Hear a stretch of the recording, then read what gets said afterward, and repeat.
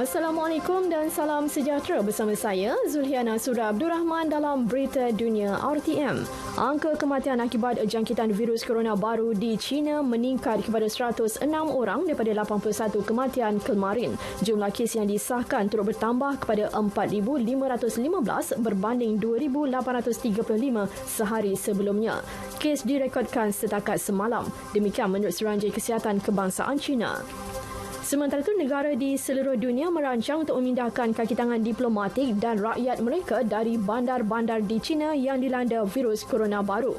Jerman bercadang untuk memindahkan 90 rakyatnya dari bandar Wuhan. Morocco akan memindahkan 100 orang, kebanyakannya pelajar. Manakala Perancis dijangka membawa pulang sebahagian daripada 800 warganya yang menetap di sekitar Wuhan. Jepun pula dijangka menyewa pesawat khas bagi membawa rakyat negara itu yang ingin meninggalkan bandar berkenaan. Begitu juga Amerika Syarikat yang menaikkan pesawat khas ke San Francisco pada hari ini.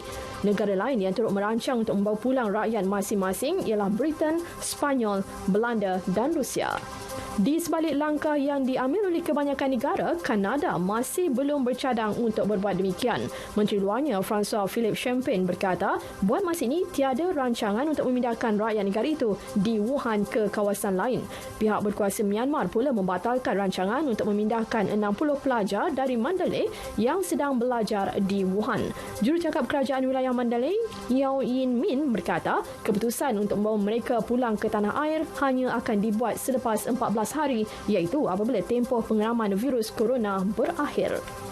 Laporan dari Washington pula menyebut Presiden Amerika Syarikat Donald Trump menawarkan kepada China apa sahaja bentuk bantuan yang diperlukan bagi mengekang penularan virus corona baru. Bantuan ditawarkan ketika angka kematian disebabkan virus itu meningkat melebihi 100 orang. Dalam perkembangan lain, Trump dijadual mengumumkan Pelan Damai Asia Barat yang dinanti-nantikan seluruh dunia esok. Pelan itu didakwa munasabah untuk semua. Beliau percaya Palestin dapat menerimanya.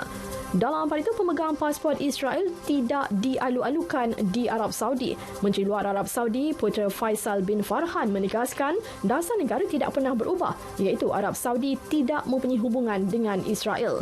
Beliau mengulas kenyataan Kementerian Dalam Negeri Israel bahawa warga negara haram itu mempunyai hak untuk mengunjungi Arab Saudi bagi tujuan keagamaan atau atas urusan perniagaan.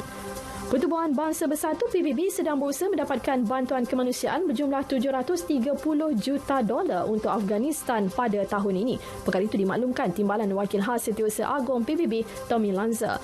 Menurut beliau, jumlah rakyat Afghanistan yang memerlukan bantuan makanan asas dan perumahan pada tahun ini meningkat kepada kira-kira 9.4 juta orang berbanding 6.5 juta tahun lepas.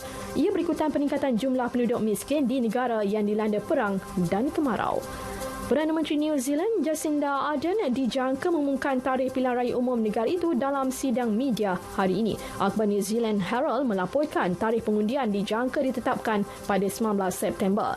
Kali terakhir pilihan raya umum diadakan di negara itu pada September 2017.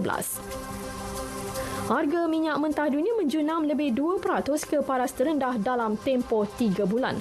Keadaan itu dipengaruhi oleh kebimbangan berhubung penularan virus corona baru yang menjejaskan perjalanan penumpang serta permintaan terhadap komoditi itu. Pada sesi penutupan, minyak mentah Brent jatuh 2.3% atau $1.37 kepada $59.32 setung, paras terendah sejak 21 Oktober 2019.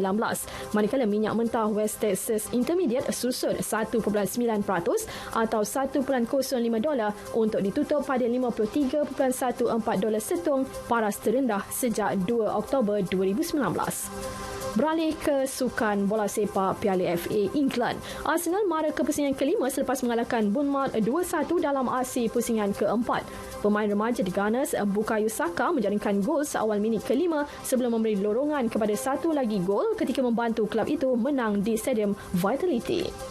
Akhir sekali tenis Grand Slam terbuka Australia. Pilihan pertama Rafael Nadal mengesahkan tempat ke suku akhir. Bintang Sepanyol itu menewaskan Nick Kyrgios dari Australia 6-3, 3-6, 7-6 dan 7-6. Teruk mara pilihan ketujuh Alexander Zverev. Bintang Jerman itu menundukkan pemain Rusia Andrei Rublev 6-4, 6-4 dan 6-4. Sekian berita disunting oleh Mas Niza Awang Kecil dari Pusat Berita RTM. Assalamualaikum. Sayangi Malaysiaku.